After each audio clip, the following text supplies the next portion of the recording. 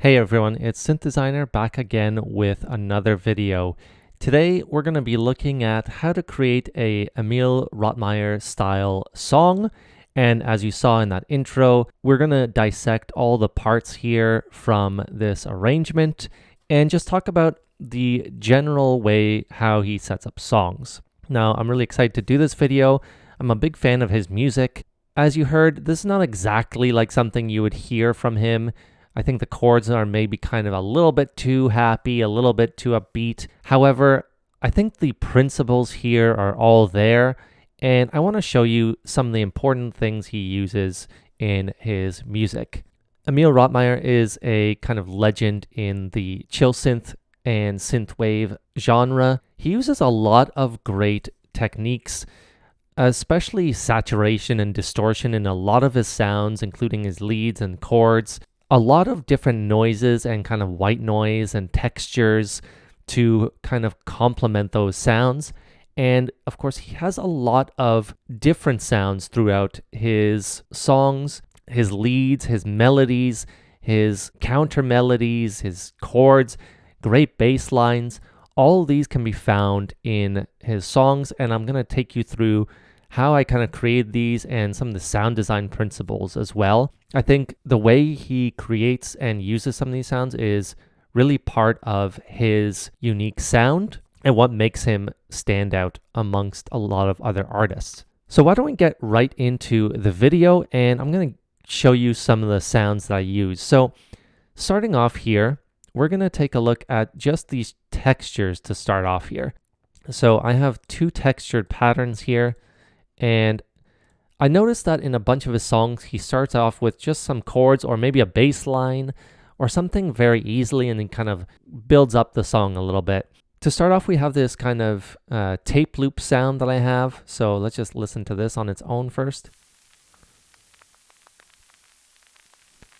And this adds a little bit of texture, but I felt like that wasn't quite enough. So I added this pattern here. And this is from an upcoming preset pack, but I've actually showed you how to do this. It's super simple. It's called Ocean Sounds.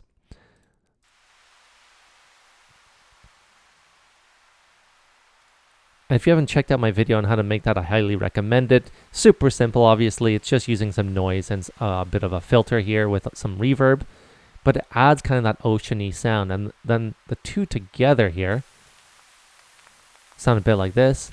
And it's really to taste here on how loud you want it. I made it pretty loud here. You can make it a lot quieter. It's up to you. And then I also added just this kind of down sweep to start the song. And then the chords come in as well. So let's take a look at the chords. To start off, I did filter them heavily.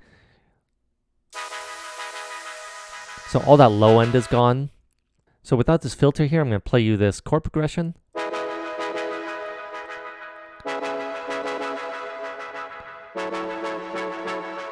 And this is from my Chill Vibes Volume 2 single brass. I did have it on mono before, so you just have to turn that off if you're playing chords. As for the chord progression here, I have this kind of unique setup. I didn't make all the chords the right exact length. I was just kind of playing around with it, but as you can see here, I do like to have those kind of delays and reverbs fill in a lot of space, and that's what Emil Rottmayer tends to do in a lot of chord progressions. I kept this super simple. use some 7th chords, as you can see. And then, as you can hear, there's a lot of delay and reverb.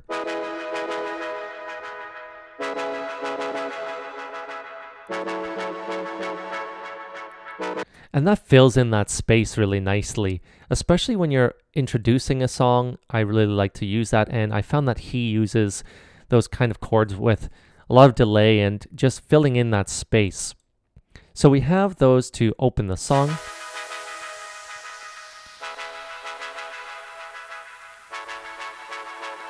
And then we introduce a new element here. And it's that bass line. And I found he uses a lot of really kind of groovy bass lines, not a ton of simple ones that are just kind of following the chords, but really likes to introduce a groove. And in this case, I used this pattern here from Serum 2. This is from Synth Pop Sounds, which will be an upcoming preset pack later this year. This is called Mid Pluck. Feel free to copy it in the meantime. And just listen to this.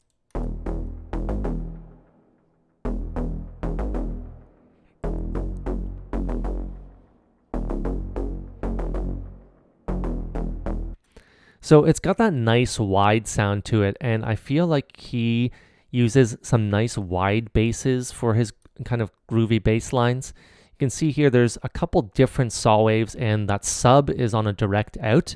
I don't quite remember. I don't think I have this mid pluck with the sub, and I don't know if I'll release it with a sub or not, but the sub is purely on a direct out, and it's just a sine wave. And what that means is it's not being affected by anything here, which also gives it that basic sub quality. It is being affected by the envelope, which gives it that plucky aspect to it. But other than that, it's not being affected by all these things, which would kill the sub essentially. So without the sub,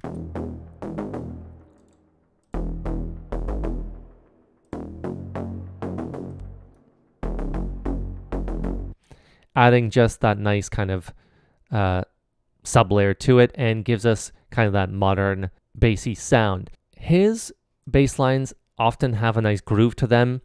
I created a pretty simple one, and his bass lines can be simple, can be a little bit more complicated. I felt like this one fit the song nicely. Pretty simple still. It kind of relies on these two notes here, so E and F sharp, and these just worked with the chords I had set up really well. Now, this isn't going to be a tutorial on how to set up a bass line, but to kind of create groovy bass lines, just keep it simple and give it enough space between the chords and kind of add in a little bit of some jumps here and there.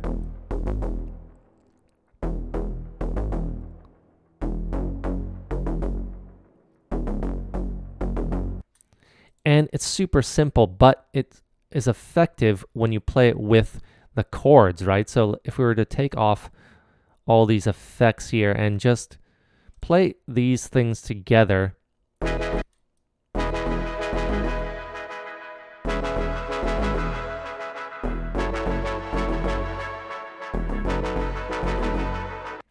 as you can hear, they're complementing each other nicely, and giving that kind of groove gives it some drive to the song, even though they're playing kind of at the same time.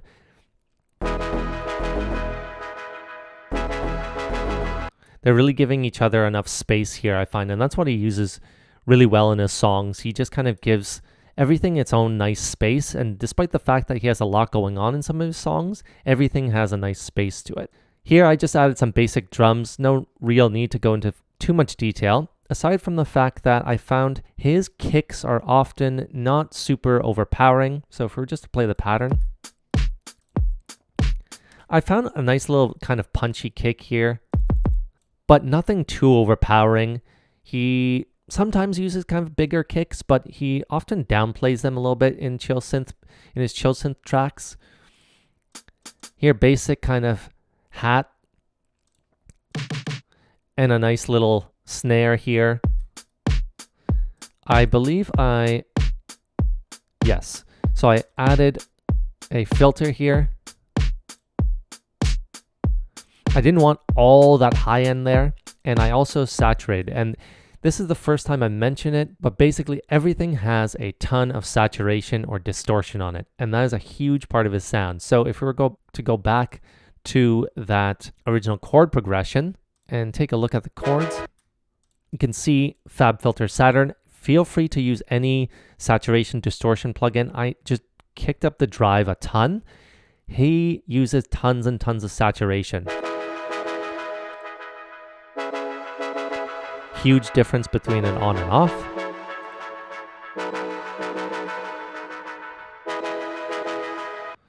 And that just gives it that kind of warm, almost vintagey quality to it. That's a very typical characteristic of Emil Rottmayer's music. And the drums should be no exception. So going back to the drum pattern here.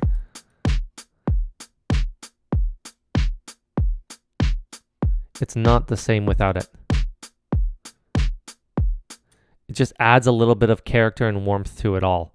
Now you could even add it to the hi-hats and stuff like that. If you're to add it on a kick, it's going to really kind of distort the kick and you might not want that. I found he doesn't quite use it that much on kicks, but everything else is just super saturated. Moving forward, I start to add in this new pattern here, pattern 7. As you can hear, again, super saturated. And I created a basic kind of ARP here from the chords that we have. I played around with it a little bit. Feel free just to kind of mess around. I just use the arpeggiator here. When you turn it on here, it gives you a bunch of different patterns and styles. This is the one I use. So I had the chord set up, use this, and then I took out some notes here or there. You don't need to use an arpeggiator or an arpeggio here, but I found that he uses tons of different melodies and counter melodies and all this. I didn't want to set up all brand new melodies here and there because it would just take me forever. But I found that this is a nice kind of element to the song, and I find it fits really well as well. Taking a look at the actual sound design here, you saw that it had a whole bunch of separation or saturation. This is from Synthwave Essentials Volume 4. Just called Puffy Jacket. I found this a nice kind of little chill synthy type of sound, not too plucky. A lot of his sounds and a lot of chill synth sounds has that attack on it to give it that quality that is not super plucky. Has distortion here already, but I added more saturation through, as you can hear. That really makes it stand out in the mix as well. And I mix this slightly just through some basic EQing here, but no kind of major side chaining here. So if it doesn't come through perfectly on the mix, it's mostly because this is mostly unmixed still. Then again, in 4 bars, I added a whole new section here, a counter melody essentially. And these are just kind of longer notes that complement these. So again, based on the chords that we had, I just added some notes here or there. Let's listen to this pattern. And this one in this case is a lot brighter. And this is again going back to the ideas that he introduces a lot of different textures here and there. And we have this kind of these chords that are bouncy and distorted and have that kind of nice chill sound to them. Same with this lead, this arpeggio here. And then we had a lot of chill sounds. This one I wanted to make a lot brighter just to stand out, but it's going to be a little bit quieter in the mix here. So we already have enough things going on here, so we don't want to introduce a lot more plucky sounds. These are just nice sustained sounds here. And this one is, again, from Serum. This is from another upcoming preset pack called Synth Pop Sounds, called the Jupy. Again, I kind of got that Jupiter, that very classic synthwave, vintage synthesizer sound to it if we're playing on its own. And as you can hear, again, Saturn. Sounds pretty on its own, but I want to add that Saturn sound, that saturation plugin, just to kind of keep the tone going, the similar tones. As you can see, super simple. It has a basic saw wave and a pulse filter or a pulse wave, and then has kind of an interesting envelope. nice sustained kind of sounds to it while not being super or like fully sustained, and then has the filter opening through the envelope, a bunch of chorus and some reverb. Didn't want to introduce any more delay, but all three together.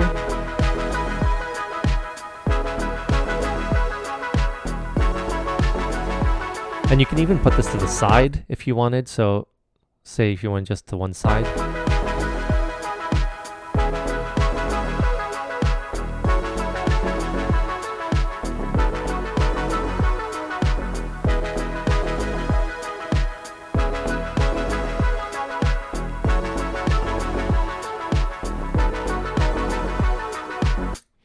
So there's a lot going on there, obviously. I find that in his songs, they're really well mixed. That's the thing. Here I have not taken the time to mix everything, and it sounds a little bit crowded because of that. If I were to, say, sidechain the ARP here, it would sound a lot better. And of course, using mid-side EQ is a big thing as well. But you're getting kind of the ideas of what's going on here. I even didn't do too much EQing here and there as well, but more EQing and more compression would be having to be done. And that's a big part of the mixing process that I just didn't take the time to do here. However, those are really the main elements that I kind of put into the song. It doesn't get any busier than that. And I find that he just uses lots of great textures and timbres to really set up his sound. And he sets up his song so well, and then it feels like there's a lot going on, but everything has its own space, which is the big thing. So it is a major part of his process, I'm sure, is to have just taking the time to not only sound design everything, but to make sure it sits well in the mix. And although it's not quite there in this situation, you kind of get the idea of what types of sounds are typically in his songs. So hopefully you get an idea of how to kind of set up and create some of these sounds and set up and arrange an Emil Rottmayer style song. Let me know down in the comments if you like this type of video, if you want to see any other types of artists featured as well. This was just an idea that was proposed by some of the community. I've done videos on hotel pools as well and other artists from different genres. Feel free to comment and leave other suggestions. And please like and subscribe if you haven't already. Thank you for watching this video, and I'll see you all next time.